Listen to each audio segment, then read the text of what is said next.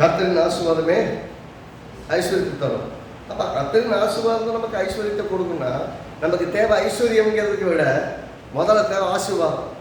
ஆசீர்வாதம் இருந்தால் நல்ல வேலை வரும், நல்ல குடும்பம் வரும், நல்ல வாழ்க்கை வரும், நல்ல வாழ்க்கை துறை வரும், நல்ல பிள்ளைகள் வருவாங்க, நல்ல உறவுகள் வருவாங்க, நல்ல வேலை ஸ்தலம் உண்டாகும், நல்ல தொழில் உண்டாகும், எல்லாமே உண்டாகும். சமாதானமான வாழ்க்கை, சுற்றுப்புறத்தார் எங்களும் யுத்தம் இல்லாத ஒரு சமாதானமான சூழல், எல்லாவற்றையும் கற்றுக் கொடுப்பார். அப்போ நம்ம ஜெபம் பண்ணும்போது எனக்கு ஐஸ்வர்யம் வேணுங்கிறதுக்காக ஜெபம் பண்ணுறதுக்கு முன்னாடி நம்ம எதுக்குன்னு ஜெபம் பண்ணோம்னா என்னை ஆசீர்வதிக்க வேண்டும் என்று சொல்லி ஜெபம் பண்ணணும்.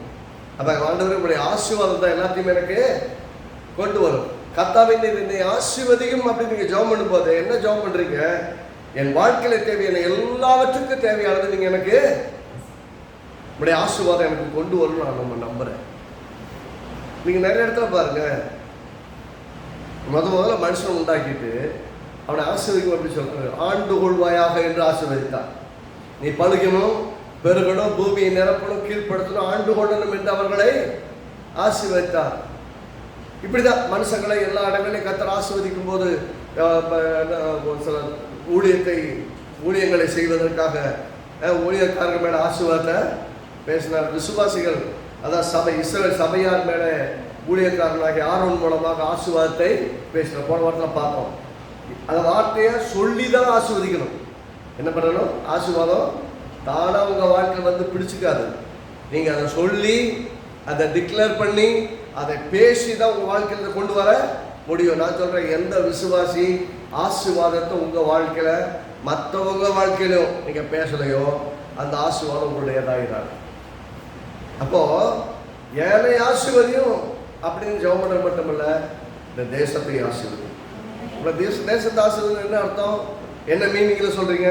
தேசத்தில் நல்ல தலைவர்கள், நல்ல பொருளாதாரம், நல்ல விவசாயம், நல்ல தொழில், நல்ல வருமானம், வாழ்க்கை தரம், அந்த பூமி நல்லா இருக்கட்டும், அந்த உலகத்தில் உள்ள தலைவர்கள் நல்லா இருக்கட்டும், நல்ல அதிகாரிகள் இருக்கட்டும், மக்கள் அந்த தேசத்தில் நல்வாழ்க்கை வாழட்டும் அப்படிங்கிற இத்தனைக்கு ஜெபம் பண்ணுறதுக்கு ஒத்த வார்த்தையில் பிடிச்சிருங்க. ஆண்டவரே தேசத்தை, அந்த ஆசீர்வாதம்ங்கிற வார்த்தை பிடிக்காத ஒத்த விசுவாசி இருக்க மாட்டாங்க.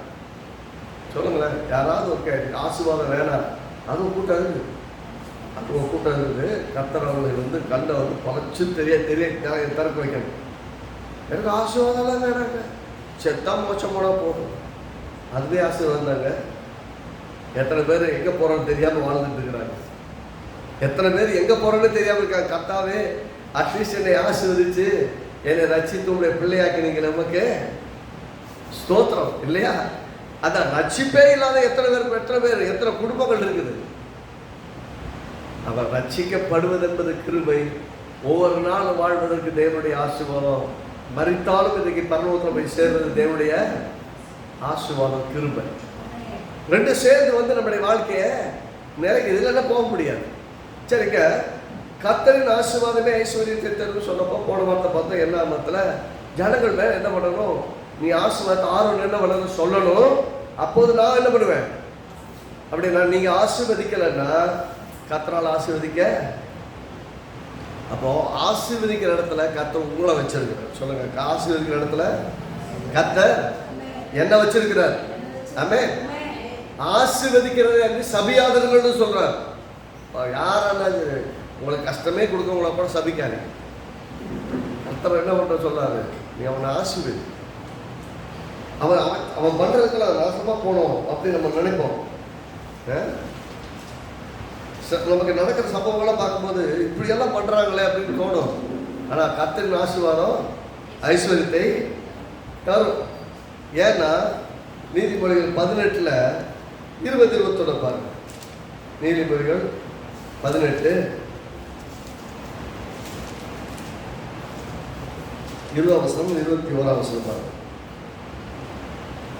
அவனவன் வாயின் பலனால் அவனவன் வயிறு நிரம்பும், அவனவன் முதல்களை விளைவினால் அவனவன் திருப்தியாவான். மரணமும் ஜீவனும் நாவின் அதிகாரத்தில் இருக்கும், அதில் பிரியப்படுகிறவர்கள் அதன் கனியை புசிப்பார்கள்.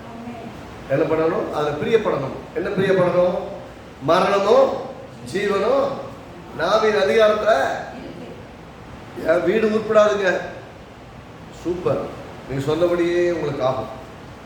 ஆக கடவுள் நான் சொல்லலை, நீங்கள் சொன்னபடியே ஆண்டவர் அப்படித்தான் சொல்லி வச்சுக்காரு. மரணமும் ஜீவனும் என் வீடு ஆசீர்வதிக்கப்பட்டிருக்கும், என் வீடு கட்டப்பட்ட வீடா இருக்கும், என் வீடு கண்மலையின் மேல் கட்டப்பட்ட வீடா இருக்கும். புயல் வந்தாலும் போராட்டம் வந்தாலும் அசையாத ஒரு வீடா இருக்கும். என் வாழ்க்கை ஆசீர்வாதமா இருக்கும். நான் செழித்திருப்பேன். என் பிள்ளைகள் ஒளிவ மர கல்லுகளை போட்டிருப்பாங்க. என் மாதிரி வீட்டோட கழிதலும் திராட்சை கட்டி செடியை போட்டிருப்பா. அப்படி உங்க வீட்டை பார்த்து நீங்க பேச பேச பேச பலனே இல்லாத வீட்டில் பலன் வர ஆரம்பிக்கும். கனியே கொடாத வாழ்க்கையில கனி வர ஆரம்பிக்கும். அது உடனே நடந்துருமா? இல்லை, கர்த்தர் தான் சொல்லி கொடுக்குறாரு. மரணமும் ஜீவனும் நாவின் அதிகாரத்தின் கீழே. உன் வீடு வாழணுமா அழியணுமாங்கிறது யார் கையில் இருக்குன்னா யாரு கையிலேயே கொடுத்துடல. சாபம் விடுறவங்க கையிலேயே கொடுத்துடல. என் வீட்டு மேலே சாபம் விட்டாங்க, அதனால தான் அப்படி கஷ்டப்படுறேன். என் மேலே என் வீட்டில் செய்வனை வச்சுட்டாங்க, அதனால தான் அப்படி கஷ்டப்படுறேன்னா மன்னிச்சுக்கங்க, உங்களுக்கு வெளிச்சம் பத்தலைன்னு அர்த்தம். வெளிச்சமும் பத்தலை, வெளிப்பாடும் பத்தலை. கர்த்தர் ரொம்ப தெளிவாக சொல்லியிருக்கிறாரு பாருங்க. யாருக்கு? இப்போ இல்லை, எப்பயோ. என்னாகமத்து புஸ்தகம் 23ஆம் அதிகாரத்தை சொல்லுங்க. ஜஸ்ட் ஒரு வார்த்தை வசந்த பாட்டுக்கு வந்துடும். ஏன்னா நம்ம அடிக்கடி நமக்கு குழம்பி போகிற விஷயங்கள் நிறைய. குழம்பி நாமளும் குழம்பி மற்றவங்களையும் குழப்பி பயத்திலே வாழ்ந்துட்டு இருக்காரு.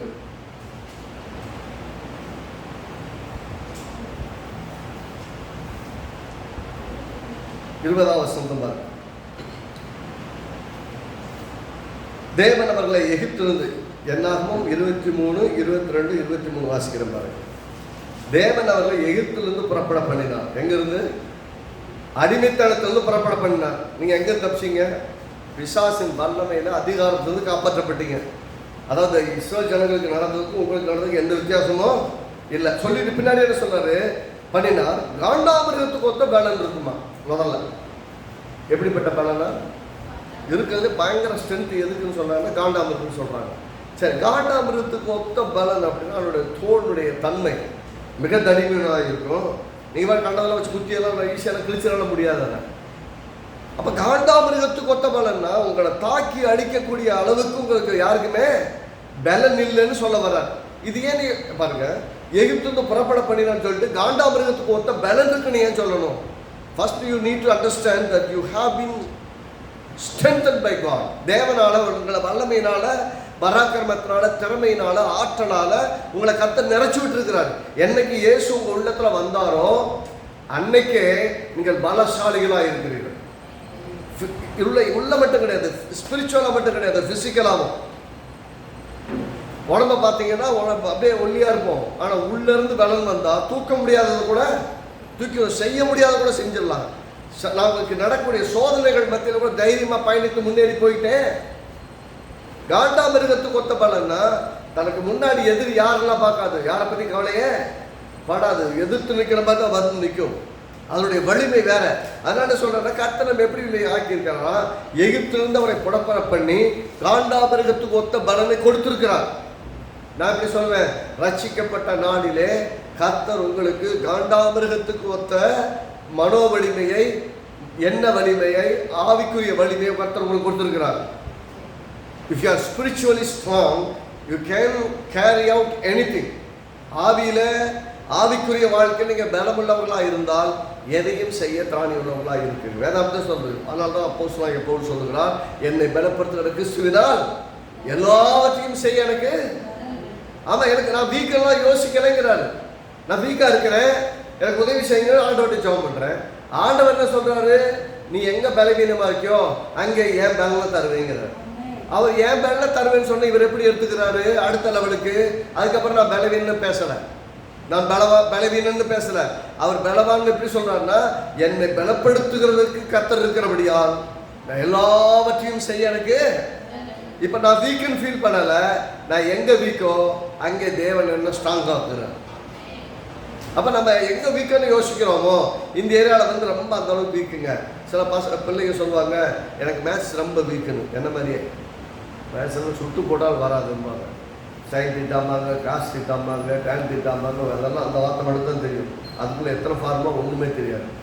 இதுக்காகவே நான் மேத்ஸ் குரூப் எடுக்க அவாய்ட் பண்ணிட்டு வெக்கேஷன் குரூப் எடுத்து படித்தேன். ஏன்னா நமக்கு செட் ஆக மாட்டேங்குது. அவங்க என்னென்னமோ சொல்கிறாங்க, அந்த ஃபார்முலாலாம் மனசு பாடம் வச்சு A+B+பாங்க. நமக்கு எதுவுமே செட் ஆகலை, தெரியல அது. ஆனால் அதில் ஒரு கூட்டம் இருக்காங்க, கணித மேலே ராமானுஜனையே சாப்பிட்ற அளவுக்கு திறமையான ஆட்களும் அதே அதே மேத்தமெட்டிக்கல் ஃபார்முலாஸ் எல்லாம் அப்படி மனசில் வச்சுருந்து அருமையாக பண்ணக்கூடிய ஆட்கள் பார்த்தீங்கன்னா ஸ்பேஸ் வரைக்கும் கூட சயின்டிஸ்டாக இருக்காங்க, ஸ்பேஸ் சயின்டிஸ்டாக கூட ஆகியிருக்காங்க. அப்போ அவங்களால முடியுது. இப்போ என்னால் முடியல அப்படின்னா மேத்ஸ் எனக்கு தெரியலைங்கிறதுனால நான் பலவீனன்னு அப்படின்ட்டு போக முடியாது. ரைட்டா? நான் மேத்ஸ் இதெல்லாம் கற்றுருந்தா கெமிஸ்ட்ரியிலையோ கெமிஸ்ட்ரி ரிலேட்டடாக வேலையோ அல்லது இன்ஜினியரிங் ரிலேட்டடாக வேலையோ காட்டு படிச்சுருந்துருக்கலாம். நான் அக்கௌண்டன்சி படித்து நானும் கணக்கு தான் பார்க்குறேன். எப்படி? நானும் கணக்கு வழக்கு தான், பேரே கணக்காளர். கணக்கு தெரியுமா? தெரியாது. ஃபார்முலா தெரியுமா? தெரியாது. அப்புறம் எப்படியா கணக்காளர்? கணக்கு எப்படி பார்க்கணும்னு தெரியும், அந்த கணக்கு எங்களுக்கு தெரியும், அவ்வளோதான். கணக்கு வழக்கு எப்படி? ஆமாம், 10,000 ரூபா கொடுத்தா 10,000 ரூபாய்க்கு வர்றதுக்கு வரவு வைக்க முடியும், செலவுக்கு செலவு எழுத முடியும், ஃபைனலைஸ் பண்ண முடியும். என்ன மிச்சம் மீதி இருக்குங்கிற கேட்டால் அது நிர்வாகத்தினுடைய காரியத்தினுடைய ஒரு முக்கியமான பகுதி. நல்லா கவனிங்க. ஒரு கம்பெனியில் உங்களுக்கு கம்பெனி நடத்துறீங்கன்னா, உதாரணத்துக்கு ஒரு கம்பெனி நடத்துறீங்கன்னா அந்த கம்பெனிக்கு தேவை என்னது? நல்ல ப்ராப்பர் அக்கௌண்டன்ட். உருப்படாத அக்கௌண்டன்ட் வச்சிங்கன்னா மொத்தமாக ஊற்றிக்கணும். பணமும் சரியாக நிர்வகிக்கப்படணும், பொருளும் கரெக்டாக நிர்வகிக்கப்படணும். அப்போ தான் அது ஒரு ஆர்கனைசேஷன் சக்ஸஸ்ஃபுல்லாக இருக்கும். அதே மாதிரி ஒரு குடும்பமும் பணமும் குடும்பமும் சரியாக நிர்வகிக்கப்பட்டால் தான் அந்த குடும்பம் சக்ஸஸ்ஃபுல்லான குடும்பமாக இருக்கும். இல்லை குடும்பத்தை நல்லா நிர்வகிப்பீங்க, பணம் எங்கே போகுதுன்னே தெரியாது, கடலில் மாட்டிக்கிட்டு பாடாபாடு போடுவாங்க. என்ன சொல்ல வர்றேன்னா, நமக்கு காண்டாமிருகத்துக்கு ஒத்த பலனை ஸ்ட்ரென்த் பண்ணியிருக்கிறாருன்னு சொல்கிறாரு. இந்த ஜனங்கள் இஸ்ரேல் ஜனங்கள் வெளியே கொண்டு வந்ததுக்கப்புறம் அவங்களெல்லாம் குத்தியெல்லாம் கிழிச்சாலும் போட்டுற முடியாதுன்னு சொல்ல வர்றாரு பாலாக்கு. பாலாக்கிட்ட பிழையம் சொல்றாரு. அடுத்து இன்னொன்று சொல்ற பாருங்க, 22ஆம் வசனத்துல, யாக்கோபுக்கு விரோதமான மந்திரம் இல்லை, இஸ்ரவேலுக்கு விரோதமான குறி சொல்வதில்லை. தேவன் என்னென்ன செய்தார் என்று கொஞ்ச காலத்திலே யாக்கோபையும் இஸ்ரவேலையும் குறித்து இன்னைக்கு வரைக்கும் பேசுறோம் பாருங்க. யாக்கோபுக்கு இஸ்ரவேலுக்கு என்னெல்லாம் செய்தார்னு இன்னைக்கு வரையும் பேசுறோம். சபிக்க வந்தான், சபிக்க விட கர்த்தர் சபிக்க விடல. என்ன சொல்றாரு? இஸ்ரவேலுக்கு யாக்கோபுக்கு விரோதமான மந்திரம், இஸ்ரவேலுக்கு விரோதமான குறி சொல்லுதலும் இல்லை. அப்படின்னா உங்களுக்கு விரோதமாக மந்திரமும் இல்லை, குறி சொல்லுதலும் இல்லைன்னா நம்ம என்ன யோசிச்சாலே பேசி நடக்கூடாது. எனக்கு யாரும் மந்திரம் வச்சாலும் பேசிட்டாலேயே கூடாது. சொல்லுங்க, நான் ஆசீர்வதிக்கப்பட்டிருக்கிறேன். அதனால போன வார்த்தை இதே பகுதியில் ஒரு பகுதியை வாசேன், கர்த்தர் ஆசீர்வதித்தவனை நான் சபிப்பது. அப்ப நம்மளை கர்த்தர் ஆசீர்வதிச்சுட்டான்னா கர்த்தரின் ஆசீர்வாதத்தை உங்களிலிருந்து எடுத்துட்டு உங்க மேல சாபத்தை வைக்கக்கூடிய வல்லமையுள்ள எந்த சக்தியும் இந்த உலகத்துல கிடையாது. ஆனா அந்த சக்தி ஒரே ஒரு ஆளுக்கு தான் இருக்கு. யாருக்கு தெரியுங்களா? நமக்கு தான். அது நம்மளோட நாக்கு இருக்கு பாருங்க. அதான் மரணமும் ஜீவனும் நாவின் அதிகாரத்தின் கீழே. நாவில் ஒரு பவர் இருக்கு, ஒரு அத்தாரிட்டி இருக்கு நாவில். அதனாலதான் கர்த்தர் என்ன கற்றுக் கொடுக்கிறாருன்னா, ஒரு காட்டத்தி மரத்தை பார்த்து சபிக்கிறார், போயிருக்காரு. அடுத்த நாள் காலையில் வர்ற, நாளைக்கு நைட்டு ஊழியத்தை முடிச்சு திரும்பி வர்றாரு. அடுத்த நாள் காலையில் அதே வழியாக போகும்போது பார்க்குறாங்க மரம் பட்டு போய் கிடக்கு. ஏசு கிட்ட கேட்குறாங்க, நேரம் இல்லாதனால அது ஃபுல்லாக டீட்டெயிலாக போகல. மார்க் 11ஆவது அதிகாரத்தில் 20ஆம் வசனத்துக்கு அதை வாசிக்கலாம். மார்க் 11. அடுத்த நாள் பெத்தானிக்கு போகிற வழியில் திரும்ப பார்க்குறாங்க, அந்த மரம் பட்டு போயிருக்கு. அப்பொழுது சீசர்கள் சொல்கிறாங்க, கர்த்தாவே நீ சபித்த மரம் பட்டு போச்சு. பட்டு போச்சு. அப்படியாப்பா பட்டு போச்சு அப்படின்னு ஆச்சரியம் எல்லாம் பண்ணல. இவங்க பார்த்ததுக்கு அப்புறம் தான் ஆச்சரியப்படுறாங்க. அவருக்கு பேசும்போதே தெரியும் பட்டு போகணும். அது சொல்லும் போதே உடனே ரிசல்ட் தெரியாது. நான் இவங்க என்ன நினைக்கிறாங்கன்னா, இந்த உலகத்தை ஏதோ சொல்லுவாங்கல்ல, ஒரு 100 தடவை சொன்னால் நடந்துடும். அப்படிலாம் நடக்காது. 100 தடவை சொன்னதுனால நடக்காது. விசுவாசிக்கணும், விசுவாசித்து சொல்லணும். எல்லாம் சொல்லுங்க. வாயை விட்டு 100 தடவை ஏதோ இது சொல்ற மாதிரி சொன்னா, மந்திரம் சொல்ற மாதிரி சொன்னா நடக்குங்கிறதெல்லாம் உலகத்தினுடைய கதை. அதெல்லாம் நடக்காது. எப்படி சொல்லணும்? விசுவாசித்து சொல்லணும். நான் சொல்லுகிறபடி ஆகும் என்று சொல்லிக்கிறான். அது சொல்றாரு கர்த்தர். எவனாகிலும் இதுல யார் விதிவிலக்கு இல்லைங்கிறார். யார் வேணா பண்ணலாம். எவனாகிலும் இந்த மலையை பார்த்து நீ பெயர்ந்து சமுத்திரத்தில் தள்ளுண்டு போ என்று சொல்லி போல சொல்லணும். தான் சொன்னபடியே நடக்க வேண்டியது என் இதயத்தில் சந்தேகப்படாமல் விசுவாசித்தார். அவர் சொன்னபடி அவர் சொல்லணும். சொன்னபடிதான் நடக்கும்னு விசுவாசிக்கணும். அப்போ சொன்னபடியே நடக்கும். அப்போ சொல்றது முக்கியம், சொன்னபடி நடக்கும் இருதயத்தில் விசுவாசிக்கிறது முக்கியம். இந்த ரெண்டு கரெக்டாக கோரிலேட் ஆச்சுன்னா உங்களால் முடியாத விஷயமே கிடையவே. ஒரு பெரிய வியாதியை பார்த்தாலும் நீங்கள் கட்டளை கொடுக்க முடியும். கட்டளை ஒரு மரத்தையே சபிச்சு பட்டு போக பண்ணது மட்டும் இல்லாமல் இந்த மலையை பார்த்து சொல்லுங்க, மலையை பார்த்து பெயர்ந்து போனா போயிடுமா? நாம் நினைப்போம் இந்த மலையை பார்த்து பெயர்ந்து சமுத்திரத்தில் தள்ளுட்டு போட்டு சொல்லி நீங்கள் சொன்னபடியே நடக்கும் என்று இருதயத்தை சந்தேகப்படாமல் விசுவாசித்தா அந்த மலையை பார்த்து பேசும்போது 1008 சந்தேகம் இருக்கும். ரைட் தானே? 1000 சந்தேகமாக இருக்கும் மினிமம். இது எப்படி எவ்வளோ பெரிய மலை இருக்கும், ஒன்று கொண்டு லிங்க் ஆகிருக்கும், இந்த மலை எப்படி போகும் இப்படிலாம் நம்ம மூளை நிறைய பேசும். நம்ம மூளைக்கு ஆமாம் நியாயம் தானே, நம்ம மூளை கரெக்டாக தான் ஞாபகப்படுத்துது அப்படின்னு யோசிச்சிங்கன்னா உங்கள் மூளை அறிவை வைத்து மலையை பெயர்க்க முடியாது. ஆவிக்குரிய பலனை வச்சு தான் பெயர்க்க முடியும். அங்கே சொன்னார் காண்டாமிரத்துக்கு ஒத்த பலன் இருக்குது. இஸ்ரவேலுக்கு விரோதமான யாக்கோபுக்கு விரோதமான மந்திரம் இல்லை, இஸ்ரவேலுக்கு விரோதமான குறிசோதனை. உங்களுக்கு விரோதமாக என்ன வேணால் சொல்ல நினைச்சா நடக்காது. ஏன்னா அதுக்கு முன்னாடியே சொல்கிறாரு கர்த்தர் ஆசீர்வதித்தவனை என்னால் சபிக்க. அப்போ என் மேலே ஆசீர்வாதம் இருக்குங்கிற விஷயம் விசுவாசிக்கு நல்லா தெரியணும். எல்லாம் சொல்லுங்க, என் மேலே ஆசீர்வாதம் இருக்கிறது. ஆசீர்வாதிக்கப்பட்டிருக்கிறபடியா ஐஸ்வர்யா வீட்டில் தங்கும். சங்கீதம் 112 வாசிங்கன்னா ஐஸ்வர்யா அவன் வீட்டில் அப்படிதான் ஆரம்பிக்குது. நீதிமான் நித்திய கீர்த்தி உள்ளவன் அப்படியெல்லாம் சொல்லிட்டு ஆரம்பிக்குது. கெட்ட செய்தி வந்து அவன் பயப்பட மாட்டான்னு பேசுது. அப்படின்னு என்ன அர்த்தம்னா அவன் வீட்டை இப்படித்தான் கர்த்தர் ஆசீர்வதிப்பார். அப்படிதான் அப்படித்தான் ஆசீர்வதிக்கப்படுவார். அப்போ நான் தேவனை சந்திக்கும் போதோ, தேவனை தேடும் போதோ, தேவனை அணுகும் போதோ எனக்கு ஒரு விஷயம் நிச்சயமா இருக்கணும், நான் ஆசீர்வதிக்கப்பட்டு இருக்கிறேன். எல்லாம் சொல்லுங்க, நான் ஆசீர்வதிக்கப்பட்டு இருக்கிறேன். நான் ஆசீர்வதிக்கப்பட்டிருக்கேங்கிற டவுட் வந்தாலே பிரச்சனை என்னன்னா எனக்கு மட்டும் ஏங்க அப்படி நடக்குது.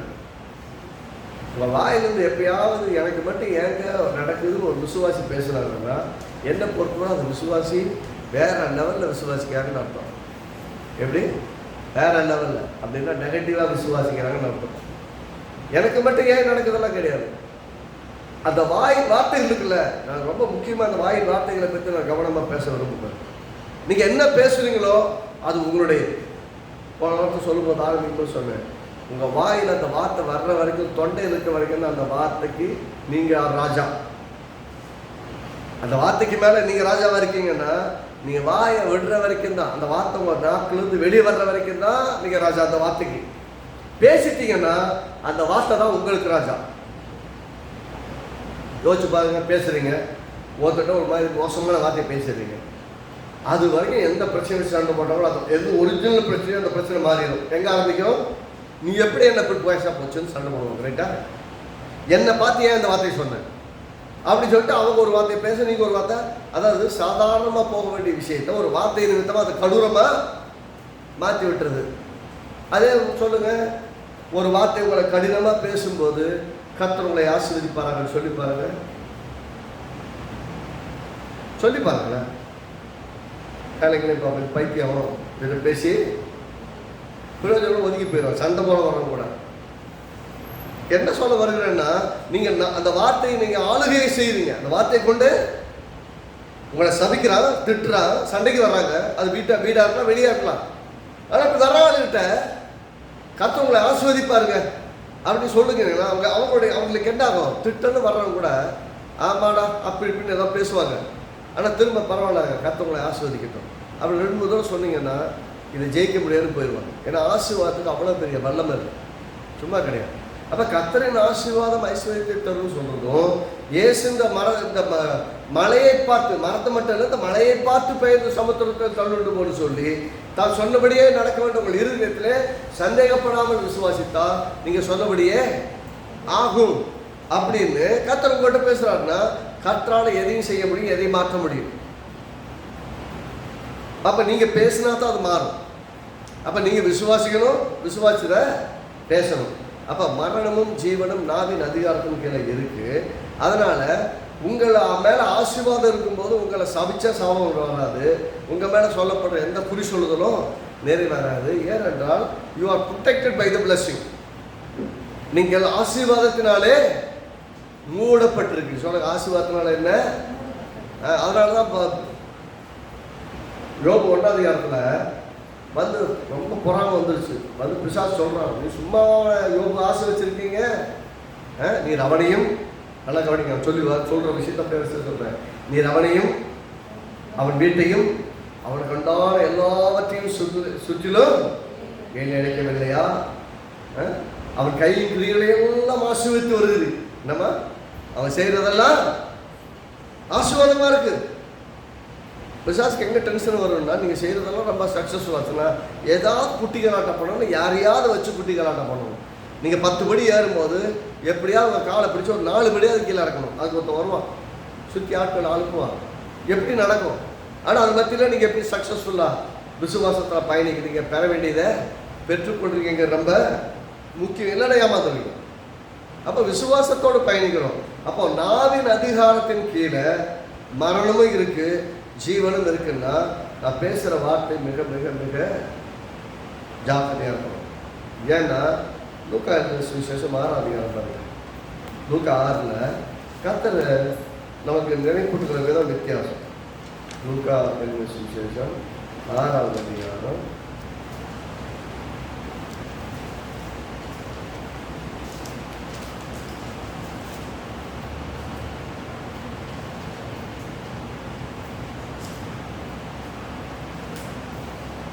45 வசனம் வரும். லூக்கா 6:45. நல்ல மனுஷன் தன் இருதயமாகிய, லூக்கா 6:45 சொல்லுங்க, நல்ல மனுஷன் தன் இருதயமாகிய நல்ல பொக்கிஷத்திலிருந்து நல்லதை எடுத்து காட்டுகிறான். பொல்லாத மனுஷன் அதான் கெட்டவன். கெட்ட மனுஷன் தன் இருதயமாகிய கெட்ட பொக்கிஷத்திலிருந்து கெட்டதை எடுத்து, நல்லவன் கெட்டவன் வச்சு கூட வாசிக்கிறேன். நல்ல மனுஷன் தன் இருதயமாகிய நல்ல பொக்கிஷத்திலிருந்து நல்லதை எடுத்து காட்டுகிறான். கெட்ட மனுஷன் தன் இருதயமாகிய கெட்ட பொக்கிஷத்திலிருந்து கெட்டதை எடுத்து, இப்போ நல்லா கவனிங்க, நல்ல மனுஷன் நல்ல இருதயம் அப்படின்றது திரும்ப தான். அதே மாதிரி இங்கே ஒரு வருஷத்தை எத்தனை தடவை நல்ல மனுஷன் கெட்ட மனுஷன் பேசுவான். கெட்ட மனுஷன் பேசும்போது என்ன சொல்லுது? பொல்லாத மனுஷன் தன் பொல்லாத இருந்து பொல்லாதவங்க எடுத்து. அப்படின்னா ஹார்ட்டோட கண்டிஷன் என்னவோ, ஹார்ட்டோட கண்டிஷன் தான் நீங்கள் நினைக்கிறது இந்த ரத்தத்தை பம்ப் பண்ணக்கூடிய அந்த ஃபிசிக்கல் ஃப்ளஷில் இருக்கிற மாம்சத்தோடு இருக்கிற அந்த ஹார்ட்டை பற்றி பேசுகிறேன். இந்த ஸ்பிரிட் மேன், ஆவிக்குரிய மனுஷன் உள்ள இருக்கானே, அந்த மனுஷன் நல்லவனா கெட்டவனா இருக்கிற அடிப்படையில் அவன் நல்ல இயேசு விசுவாசிக்கிறவனா விசுவாசியாதவனா, நல்லதை கெட்டவன் சொல்லும் போது நல்லது செஞ்சாங்களா கெட்டது செஞ்சாங்களாங்கிறத பற்றி பேசலை. கர்த்தரை விசுவாசிக்கிறவனா கர்த்தரை விசுவாசியாதவனா, அதனுடைய அடிப்படையில் சொல்லுது. அப்போது நல்ல மனுஷன் சொல்லுவது விசுவாசிக்கிற மனிதன் தன் இருதயமாகிய நல்ல பொக்கிஷத்திலிருந்து நல்லதை எடுத்து காட்டுகிறப்ப நல்ல நல்ல நல்லதை 3 விஷயம் சொல்லுதா? அங்கே இருதயம் பொக்கிஷம். இங்கே பொல்லாத மனுஷன் தன் இருதயமாகிய பொல்லாத பொக்கிஷத்து பொல்லாததை எடுத்து, ஒரே வசனத்தில் இத்தனை முறை பொல்லாத பொல்லாத பொல்லாத அப்படின்னு சொல்லுது. அங்கேயும் மனுஷன் தான் முக்கியத்துவப்படுத்துகிறான். சொல்லிட்டு இருதயத்தின் நிறைவினால் அவன் வாய் பேசும். அவன் நல்லவனா கெட்டவனாங்கிறத உங்கள் முன்னாடி தேன் நோங்குற மாதிரி பேசினா அவரை ரொம்ப நல்லவன்னு சொல்லிடுவோம். நம்ம முன்னாடி நம்ம மேலே ரொம்ப அன்பாக இருக்கிற மாதிரி பேசிடுவாங்க. பின்னாடி போய் நமக்கே தெரியாமல் பள்ளம் தோண்டிகிட்டு இருப்போம், நம்மளை போட்டு கொடுத்துட்ருப்பாங்க, நமக்கு கேடு செஞ்சுட்டு இருப்பாங்க. நம்ம எதை நம்புவோம்? நம்ம முன்னாடி அக்கறையாக விசாரிக்கிறாங்க அப்படின்னு நம்ம நம்புவோம். ஆனால் அவங்க நம்மளை அக்கறையாக விசாரிக்கலை, நம்மள்கிட்ட இருந்து வாயிலேருந்து விஷயத்தை வாங்கி நம்ம வாயை வச்சே நம்மளை நாசம் பண்ணுறது. இது எப்படி இருக்குன்னா, தெளிலால் சிம்சோனை மடியில் வச்சுக்கிட்டு, மகனே உனக்கு இந்த பலன் எங்கேருந்து வந்துச்சு, எனக்கு சொல்ல மாட்டியா? நான் உன்னை எவ்வளோ நேசிக்கிறேன், இப்போ கூட சொல்ல மாட்டியா? என் மேலே உனக்கு பாசமே கிடையாது அப்படியெல்லாம் கேட்டு அவன் பலன் என்னன்னு தெரிஞ்ச உடனே முடிச்சு விட்டான். நேத்தானே இப்போ வாயில் இருக்க சொல்லல, அந்த வாயிலிருந்து அந்த வார்த்தை வர்ற வரைக்கும் அந்த வார்த்தைக்கு மேலேயும் அந்த அபிஷேகத்துக்கு மேலேயும் சிம்சோன் ராஜாவாக இருந்தான். கேட்டா அந்த விஷயம் வெளியே போன உடனே அந்த வார்த்தையை இவனை என்ன பண்ணிடுச்சு? அடிமையாக்கி. அப்போ அந்த வார்த்தை ரொம்ப பேசும்போது பார்த்து பேசணும். இந்த வார்த்தையை பேசணுமா வேணாமா? உங்கள் ரொம்ப நெருங்கின நண்பர்களாக இருந்தாலும் சரி, நான் சொல்கிறேங்க, உங்கள் வாழ்க்கையில் ரொம்ப சக்ஸஸ்ஃபுல் பீப்புளாக இருக்கணும்னா even you my think that they are very close to you. நீங்கள் நல்லா வளர்றீங்க, உங்கள் ரொம்ப நெருக்கமாக இருப்பாங்க, நீங்கள் வளர்றீங்கன்னு பார்த்தா பொறாமப்படக்கூடிய மக்கள் தான் சுற்றி இருப்பாங்க. உங்களை குறித்து தவறான காரியங்கள் பரப்புறவங்க தான் இருப்பாங்க. கொஞ்ச நாள் பழகிற உடனே நல்லவங்க நினச்சி அப்படியே ஃபுல்லாக போய் ஒட்டிக்கிட்டு உங்கள் வாழ்க்கையில் இருக்கிற எல்லாத்தையும் சொல்லி அவங்க வந்து உங்கள் வாழ்க்கையின் மேலே ராஜாவாக இருக்கிறதுக்கு நீ தயவுசெய்து அனுமதிக்க. எவ்வளவுக்கு எவ்வளோ உங்கள் விஷயம் ஒருத்தருக்கு தெரியுதோ அவ்வளவுக்கு அவ்வளவு அவங்க உங்கள் மேலே ராஜா. தெரியாதா, உன்னை பற்றி தெரியாதா அப்படின்னு ஊருக்கே நம்பி நண்பர்னு சொல்லிப்பீங்க நீங்கள் நல்லா இருக்கும்போது. நாளைக்கு அவங்க உங்களுக்கு எதிராக திரும்பும்போது நீங்கள் சொன்னதே உங்களுக்கு எதிராக வந்து நிற்கும். இன்றைக்கி பேசும்போது நல்லாயிருக்கும், நல்ல நண்பர்களாக இருப்பாங்க. அது நண்பர் சொல்லும்போது வாலிப பசங்களுக்கு, சின்னவங்களுக்கு, பெரியவங்களுக்கு எந்த வித்தியாசம் கிடையாது, எல்லாம் கூட தான். யாராக இருந்தாலும் நம்ம சொல்ல வேண்டிய வரம்பு நமக்கு நல்லா தெரியும், இதை சொல்லாமல் வேணாம். ஆனால் நல்லா மறக்கக்கூடாது, நன்மையான விஷயங்களை சொன்னீங்கன்னா கண்டிப்பாக பொறாமம். நீங்கள் நல்ல வாழ்க்கை உயர்றீங்க, மேலே கொண்டு வராது, நல்லா இருக்கிறீங்க அப்படிங்கிற விஷயத்த நீங்கள் என்னெல்லாம் பண்ணுறீங்க போய் சொல்ல ஆரம்பிச்சிங்கன்னா இது எப்படி இருக்கும் அப்படின்னா, யோசேப்பு தன் அப்பா அம்மா கிட்டையும் சரி சகோதரர்கிட்டையும் நான் என்னவா ஆக போகிறேன், கர்த்தர் சொப்பனத்தை கொடுத்தாரு போய் சொன்னான். அங்கே ஆரம்பிச்சது பொறாமல். என்னென்ன இவங்க எகிப்திலே இருந்திருந்தாலும் போயிருப்பாங்க. ஏன்னா ப்ராமிஸ் பண்ணவர் கர்த்தர், ரைட்டா? வாக்கு பண்ணவர் கர்த்தர், அது தரிசனத்தை கொடுத்தவர் கர்த்தர். அவன் வீட்டில் இருந்தாலும் நடந்திருக்கும், சொன்னதுனால நடந்ததுதான். இவன் சொல்லாமல் இருந்தது என்ன நடந்திருக்கும்? இவன் சொன்னதுனால எகிப்துக்கு போனாங்க, இல்லைன்னா போயிருக்க மாட்டான்ல அப்படின்னு நம்ம நிறைய பேசுவோம். பாருங்க, அது ஒரு சீசன். ஓகே, நான் என்ன போய் கேட்க வரேன்னா, இவன் சொல்லாமல் இருந்தது என்ன நடந்திருக்கும்? கண்டிப்பாக கர்த்தர் இன்னொரு விதத்தில் அவனை கொண்டு போய் சேர்த்துருப்பான். ஆனால் கர்த்தர் அவனை உயர்த்தர முடிவு பண்ணிட்டார். அதான் வாக்கு தத்தம். அதுக்கு கஷ்டப்பட்டு கொண்டு போகணுங்கிறதெல்லாம் கிடையாது. ஆனால் இந்த விஷயத்த சொன்னது நிமித்தம் வீட்டில் ஃபுல்லாக பகை, கூட இருக்கவங்க எல்லாருமே பகை. அப்பா அம்மாட்ட சொன்னா அவங்களாவது பாராட்டுவாங்கன்னு பார்த்தா, ஏண்டா நான் உன்னை காலில் வந்து கூணுமாடா, நீ அவ்வளோ பெரிய ஆளாக இருக்கடா, நீ வீட்டிலே கடைசி பையன் மாதிரி இருக்கிற, உனக்கு அப்புறம் ஒரு சின்ன வயதாக இருக்கிறான், நீ வந்து உன் காலில் நாங்கள்லாம் விழுவோன்னு நினைக்கிறியா? எப்படி உன் காலில் நாங்கள்லாம் வந்து விழுவோன்னு நினைக்கிறியா அப்படின்னு கேட்குறாங்க. பார்த்துக்கோங்க, பயந்து போய் திகில் அடைஞ்சு போய் நின்ற மாதிரி இருந்திருக்கும் அந்த நேரத்தில். ஆனால் தைரியமாக சொல்லிட்டான். அப்பா கிட்டே அண்ணன் கேட்டு அண்ணன் சகோதரி சொல்லிட்டான். சொன்னது அவனை எல்லாத்தையும் போய் கீழே போய் தூக்கி போட்டு எல்லாம் சுற்றி வந்து கடைசி எங்கே போகணுமோ அங்கே போயிட்டான். கடைசியில் அவன் தான் இவங்களுக்கு எல்லாருக்குமே ஆதரவாக இருந்தான். மொத்தம் கடைசி வரைக்கும் பார்த்தீங்கன்னா கர்த்தர் சொன்னது தான் நிறைவேறிச்சு. இவங்க எல்லாம் போய் குழியில் போட்டதுனால அவன் ஒன்றும் அழிஞ்சு போயிடலாம். ஆனால் என்ன சொல்கிறேன்னா, இதை சொல்லணுமா வேணாமாங்கிறது ஞானம். யோசேப்பு சொல்லி கஷ்டப்பட்டதை போல நாம் சொல்லி கஷ்டப்படணும் அவசியமே கிடையாது. நம்ம சொல்லி ஒருத்தர் கஷ்டப்பட்டான்னு தெரிஞ்சதுக்கப்புறமோ இதை சொல்லலாமா வேணாமாங்கிறது நம்ம தான் யோசிக்கணும். அப்போ நான் மரணமும் ஜீவன் எங்கே இருக்குது? நான் உன்னுடைய அதிகாரத்துக்களை தான் இருக்குது. நான் சொன்னால் எனக்கு தீங்கு வரும்னா சொல்லாமல் இருப்பது தான் புத்திசாலித்தனம். சொன்னால் என்னை பகைப்பாங்கன்னா சொல்லாமல் இருக்கிறது தான் புத்திசாலித்தனம். என் வாழ்க்கை மேலே ஆசீர்வாதத்தை கூறணும், என் குடும்பத்து மேலே ஆசீர்வாதத்தை கூறணும், நான் சொன்னால் தான் நடக்கும், நான் சொல்லணும். அப்போது மரணமும் ஜீவனும் நாவின் அதிகாரத்தில் மட்டும் கிடையாது. எதனால் நம் இருதயத்தை நிரப்பி இருக்கிறோமோ, உள்ளத்தை இருதயத்தை எதை கொண்டு நாம் நிரப்பி இருக்கிறோமோ அது என்ன நிறைஞ்சிருக்கோ அதான் வாயில் வரும். நீ நல்லா பாருங்க, உங்கள் வாயில் கெட்ட வார்த்தை வருதுன்னு வச்சுக்கோங்க. கெட்ட வார்த்தைன்னு சொல்கிறது மோசமாக பேசக்கூடிய தூஷணமான வார்த்தைகள் டக்குன்னு வருதுன்னா இருதயம் எதனால் நிறைஞ்சிருக்கு? கெட்ட வார்த்தையினால நிறைஞ்சிருக்கு.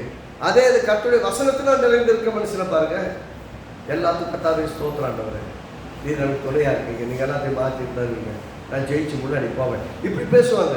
அப்போ இருதயம் வசனத்தினால் நிறைந்திருந்தால், அப்படி சொல்கிறேன், இருதயம் வசனத்தினால் நிறைந்திருந்தால் வாயத்திறந்தால் வசனம் வரும். இருதயத்தில் வசனம் தான் பொக்கிஷமாக இருக்கும், வசனம் தான் வெளியே வரும்.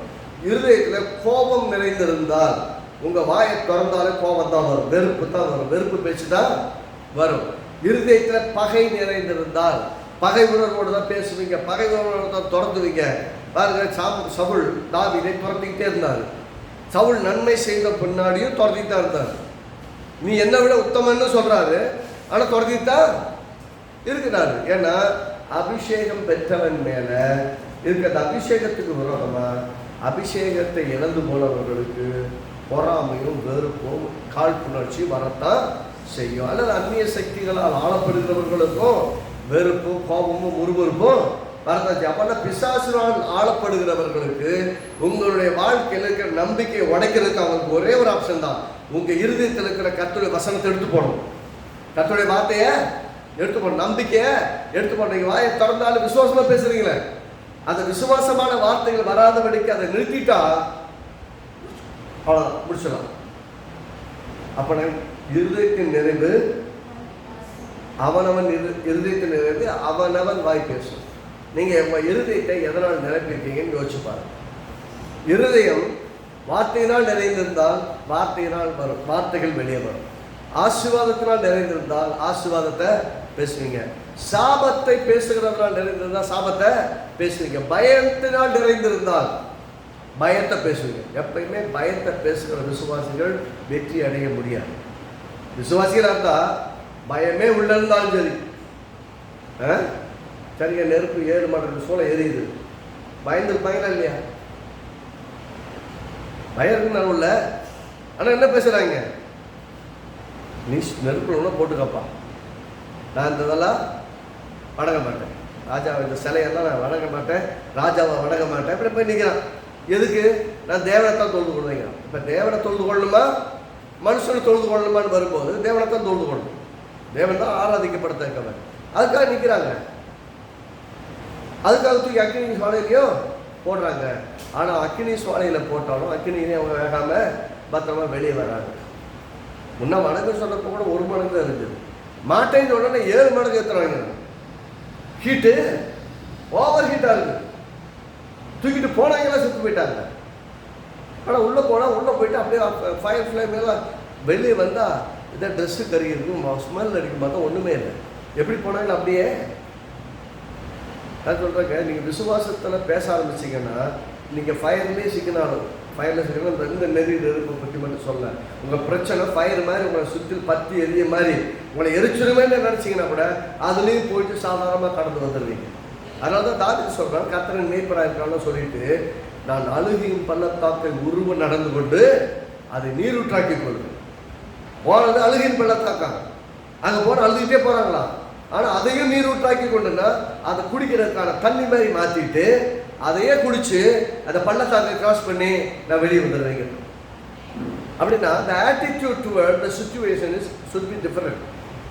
The attitude toward the situation should be different for every born again believers. ரட்சிக்கப்பட்ட ஒரு பிள்ளைகளுக்கும் விசுவாசிகளுக்கும் நான் போகிற பாதையை குறித்து இருக்க வெளிச்சமும் வெளிப்பாடும் ரொம்ப தெளிவாக இருக்கணும்.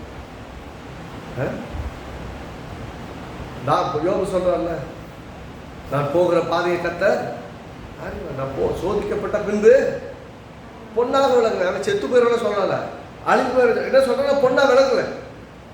இது டெஸ்டிங் பீரியடா இருக்குதா, ஓகே பரவாயில்ல ஆண்டவரே, ஆனால் ரொம்ப குளோரிஃபைடா நான் அதான் சொல்ல வரேன். நீங்கள் உங்கள் வாயை திறந்து என்ன சொல்கிறீங்க? நாசமாக போச்சு இந்த வாழ்க்கை, என் பிள்ளைகள்லாம் முட்டா பசங்க, இப்படிலாம் பேசியிருந்த கழுத நாய் பேய் பண்ணின்னு பேசியிருந்தா எப்படி? இருதயத்தை நிறைவே வாயே பேசும். அப்போ இருதயத்தை எதை நிறைத்திருக்கீங்க? யூ வில் பி, சொல்லுங்க உங்கள் பிள்ளைகளை பார்த்து, உங்களை பார்த்து உங்களே கண்ணாடியில் பார்த்து சொல்லுங்க, யூ வில் பி சக்ஸஸ்ஃபுல். நீ ஆசீர்வதிக்கப்பட்டு இருப்பாய், நீ ஆசீர்வாதமாக இருப்பாய், இந்த வீடே உன் நிமித்தம் ஆசீர்வதிக்கப்பட்டிருக்கும், உன் வாழை இந்த ஆயுஷ் நாட்களே பெருகும் சொன்ன கர்த்தருடைய வார்த்தை ஆயுஷ் நாட்கள் பெருகும், நான் நீடித்த நாட்கள் நிலைத்திருப்பேன், கர்த்தருடைய வல்லமை என் கிருபையின் மேல் தங்கி இருக்கிறது, நான் ஆசீர்வதிக்கப்பட்டிருக்கிறேன், நான் ஆசீர்வதிக்கிறேன், கர்த்தர் ஆசீர்வதிக்க ஆயத்தமாக இருக்கிறார். ஆகவே என் வீட்டை ஆசீர்வதிக்கிறேன், என் கணவரை ஆசீர்வதிக்கிறேன், என் பிள்ளைகளை ஆசீர்வதிக்கிறேன், என் உறவுகளை ஆசீர்வதிக்கிறேன், என் சபை குடும்பங்களை ஆசீர்வதிக்கிறேன், ஊழியக்காரர்களை ஆசீர்வதிக்கிறேன். இயேசுவின் நாமத்தில் ஆசீர்வாதமாக இருக்கட்டும். எத்தனை பேர் ஆசீர்வதிச்சு ஜெபம் பண்ணிட்டு இருக்கீங்க? உங்களுடைய ஆசீர்வாதம் ஒவ்வொரு நாளும் எங்களுக்கு அவசியம். அப்போதான் ஒரு ஆசீர்வாதமான மக்களாக நாங்கள் வாழ முடியும் செய்வோம் முடியும். அதே மாதிரி ஒவ்வொரு நாளும் உங்கள் மேலே ஆசீர்வாதத்தை விடுதலையை நன்மை டெய்லி பேசுகிறோம். ஏன் நீங்கள் ஆசீர்வதிக்கலன்னா நான் நல்லா தான் இருப்பேன். அம்மா நல்லா தான் இருப்பேன். ஏன்னா நீங்கள் ஆசீர்வாதத்தோட மேலே பேசிட்டு இருக்கீங்க, இல்லைன்னு சொல்ல. ஆனால் வேதனை சொல்றது அநேக ஸ்தோத்திரங்களால் கிருபை பெருகும். அநேகருடைய ஆசீர்வாதங்களால் கிருபை பெருகும். கிருபை பெருகணும்னா அநேக ஆசீர்வாதங்கள், அநேக நன்மையான வார்த்தைகள் உங்கள் மேலே பேசப்பட வேண்டும். பிள்ளைகள் தடுமாறிட்டு இருக்கும்போது கூட சொல்லுங்க, என் பிள்ளை கர்த்தரால் போதிக்கப்பட்டிருக்கும், என் பிள்ளை சமாதானம் பெருசா இருக்கு. இன்னைக்கு பார்க்குற மாதிரி என் பிள்ளையை பார்க்க மாட்டேன், என் பிள்ளை ரொம்ப ஆசீர்வாதமா வாழும். நீங்க உங்க பிள்ளையை ஆசீர்வதிக்கிற ஆசீர்வாதம் போதுங்க, அதை உள்ள ரொம்ப சக்ஸஸ்ஃபுல்லாக மாறி பண்ணுறதெல்லாம் ஏன்னா உடம்பு தான் பண்ணிட்டு இருப்பாங்க. சில சமயம் பார்த்தீங்கன்னா எனக்கு தேவையே கிடையாது போங்க அப்படிம்பாங்க. இப்படிலாம் பேசி தலைவாங்க. அதை பற்றி நம்ம கவலைப்பட வேண்டியது. ஆனால் ஆசீர்வதிக்க வேண்டியது நம்மளுடைய அவசியம். ஏன்னா நம்ம பிள்ளை எப்படி இருக்குன்னு நம்ம பார்த்துட்டு இருக்கோம். அவங்களுக்கு அந்த விஷயம் இருக்காது. இன்னும் ஒரு 20 வயசு கடக்கட்டும், 21 வயசு ஆகட்டும், அன்றைக்கி ரொம்ப லேட்டாக ஃபீல் பண்ண ஆரம்பிப்பாங்க. ஃபீல் பண்ண ஆரம்பிக்கும்போது ஒன்றும் நடக்காது. ஆனால் நீங்கள் ஆசீர்வதித்த ஆசீர்வாதமும் நீங்கள் ஜெபித்த ஜெபமும் அந்த பிள்ளைகளை தூக்கி எடுத்து ஒன்று திரும்ப நிறுத்தும். ஆமே. அதனால் இங்கெல்லாம் மாறவே மாட்டாங்கப்பா அப்படின்னு சொன்னீங்கன்னா நீங்களே விதைக்க ஆரம்பிச்சிருக்கீங்கன்னு அர்த்தம். எவரையும் மாற்றவும் எவரையும் ரட்சிக்கவும் கர்த்தரால் முடியும். ஆமே.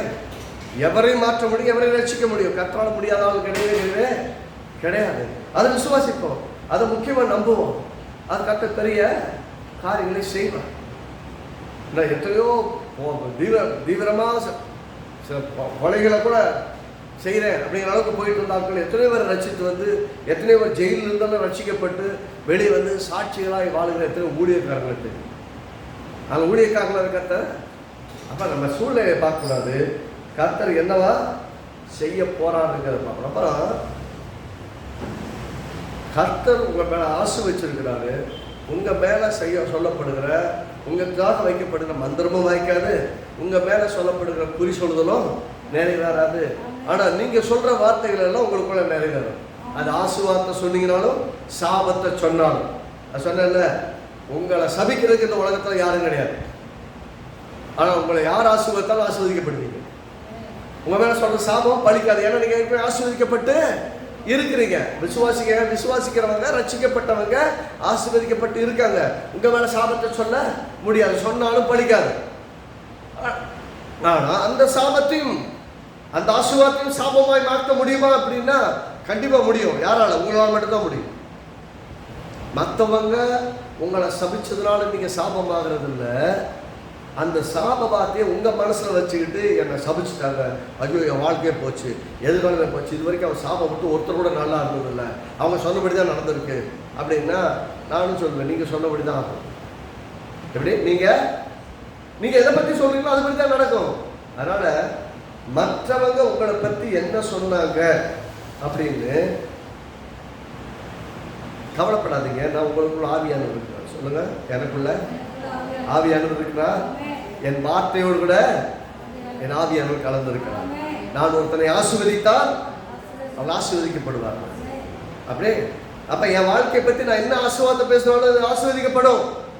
என் வீட்டை ஆசீர்வதிக்கும் போது, என் கணவரை ஆசீர்வதி, பிள்ளைகளை ஆசீர்வதிக்கும் போது, என் மனைவி ஆசீர்வதிக்கும் போது, சபை ஆசீர்வதிக்கும் போது, ஊழியக்காரர்கள் ஆசீர்வதிக்கும் போது ஆசீர்வதிக்கப்படுவார்கள். தேசத்தை ஆசீர்வதிக்கும் போது ஆசீர்வதிக்கப்படுவார்கள்.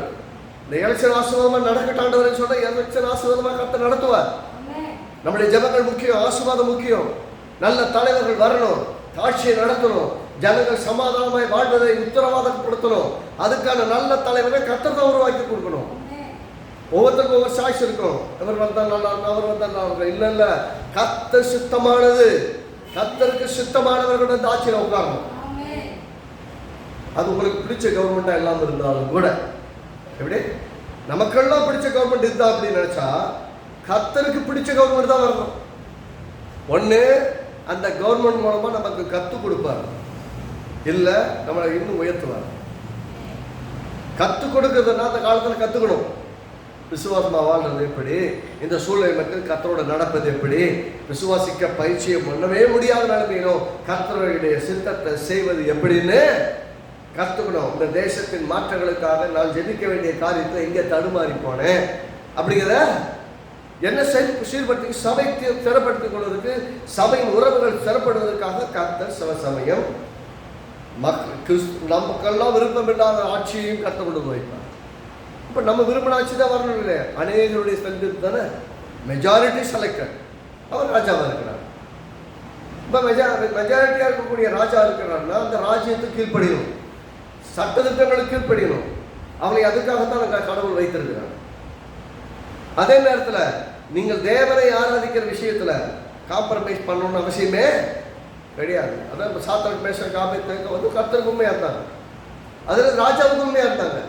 தானியேல் சிங்க கெபியில போட்டப்போ சிங்க கெபியில ராஜா வந்து நீ சுகமா இருக்கியாப்பா, உன்னை காப்பாற்றினா கர்த்தன்னு கேட்டா, கர்த்தர் என்னை காப்பாற்றினார் சிங்க கெபி வாய்களுக்குன்னு சொல்லிட்டு கூட என்னன்னு சொல்றாரு, ஏனென்றால் நான் உமக்கு தீங்கு செஞ்சதில் துரோகம் பண்ணதில்ல, என் கடவுளுக்கும் முன்னாடி நான் உண்மையா இருந்தேன், கடவுளுக்கு உண்மையா இருந்தேன், ராஜாவுக்கு உண்மையா இருந்தேன். சட்டத்திட்டங்களுக்கு கீழ்ப்படியணும். ஆனா நீ வந்து தேவனை ஆராதிக்க கூடாதுன்னு யாரும் சொல்லவே முடியாது, சொல்லவும் அனுமதிக்கணும் அவசியம் கிடையாது. சொன்னாலும் நம்ம செய்வது தேவனை ஆராதிச்சுட்டு இருப்போம். அது என்னோட தனிப்பட்ட நம்பிக்கை, என் நம்பிக்கை காம்ப்ரமைஸ் பண்ணிக்கணும் அவசியம் கிடையாது. ஆனால் சட்டத்திட்டங்கள் தேசத்தில் கொல்லப்படுகிற எல்லா சட்டத்திட்டங்களுக்கும் உண்மையாக கீழ்ப்படிக்கணும். டேக்ஸ் கட்டணுமா டேக்ஸ் கட்டணும், ஏன் சத்தம் டேக்ஸ் கட்ட சொன்னாங்க அப்படின்னு அர்த்தம். பூமியில் இருக்கிற ராஜாவுக்கு கட்ட வேண்டியதை நீ கட்டு, பரலோகத்தில் இருக்கிற ராஜாவுக்கு செய்ய வேண்டியதை நீயே இது யாரையும் மிக்ஸ் பண்ணாத, குழப்பாத. கடவுளுக்கு உங்களை அர்ப்பணிக்க, தேசத்துக்கு உங்களுடையதை அர்ப்பணிக்க, தேசத்துக்கு உங்களுடைய பொருட்கள் தான், தேசத்துக்கு வந்த காசு பணம் எல்லாத்தையும் கொடுக்க, அது பிரச்சனை இல்லை. ஆனால் உங்களை யாருக்கு அர்ப்பணிக்கணும்னா மனுஷனுக்கு எந்த இதுகளும் கிடையாது, தேசத்துக்கு கிடையாது, உங்களை கடவுளுக்கு அர்ப்பணிக்க. அப்பொழுதுதான் கர்த்தர் உங்களை கொண்டு பெரிய காரியங்கள் செய்ய முடியும். அடுத்த வாரத்தில் நாம் தொடரும். கர்த்தர் நம்மை கொண்டு பெரிய காரியங்களை செய்ய விரும்பி இருக்கிறார்.